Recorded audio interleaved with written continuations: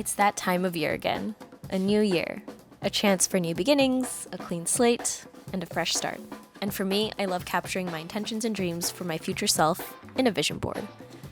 Full disclosure, I don't think you need the start of a calendar year to start fresh, because you can do that anytime. Growth is not limited to yearly cycles. However, all that being said, the new year is still not a bad place to start, especially if you're already entering the new year with new intentions and mindsets and have an idea of where you see yourself by the end of the year. All it requires is some faith, trust, and a sprinkle of delusion. So, why even use a vision board? So, I'm a very visual person, and I love having visual reminders for things. And I think there's something magical about having a vision board that you can refer to remind you of your dreams. For example, last year I put Colmar in my vision board, which is a small town in the east of France, because it was inspired by Howl's Moving Castle and Sleeping Beauty, and it happened. 2 years ago, I put this cute photo of a desk setup from Pinterest, and I finally achieved my dream of my desk setup that year. So I think as long as you're consistent in reviewing your visions and taking actions to make those visions happen, then I think it totally works. Is this upside down? It's fine.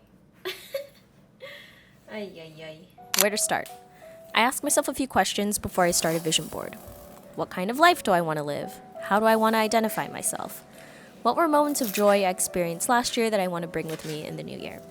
I'll have some more questions on the screen, but this is a good place to start. A good reminder that I tell myself is to do things that my present self wants my future self to do. It should always be grounded in the present. For me, I see myself finally being a YouTuber, which is why I'm recording this voiceover right now. I also see myself being a writer, a published author, hopefully, or at least taking the steps to become a published author, a memory keeper, because my mental health was really bad last year, and I think I just want to keep hold of the positive memories going forward so that I don't have negative mental health.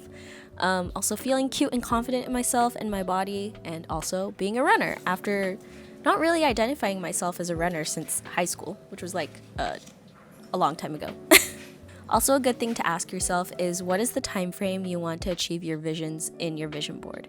Is it 3 months from now, 6 months from now, 1 year from now, 5 years from now? I usually default to the year because it helps me think more bigger picture, but isn't so overwhelming as thinking about what I'm going to be doing in the next 5 years, so I can set micro goals and habits to get to that point. Oh, the battery is dying. Love that for me. Okay, we're just going to use this camera now. I don't know if I like this. Maybe I'll print another photo. Asti? Yeah. Can you get my phone, please? Thank you. How to make your vision board. A lot of people have different ways of making their vision boards. I know the popular format is using magazine cutouts and pasting it on construction paper, but I personally love using a notebook, washi tape, pens, and my Canon Ivy to print photos that I find on Pinterest. Whatever you do, make sure it's something you know you'll be referring to regularly. Ooh. Oh, yes, I love this color a little bit better. So pretty. Oh, this is kind of kachungus. I can put this here. Alright, it's time.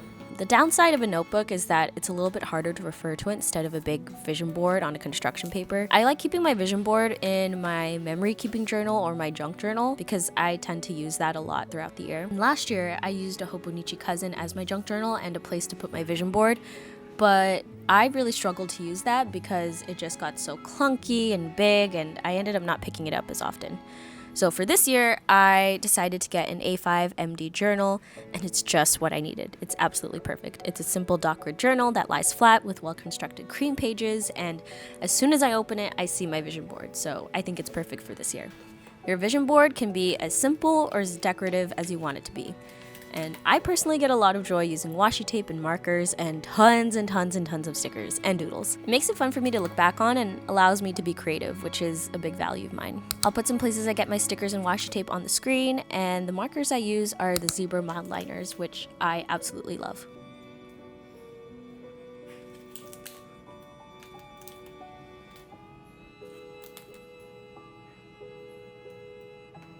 So, you finally completed your vision board.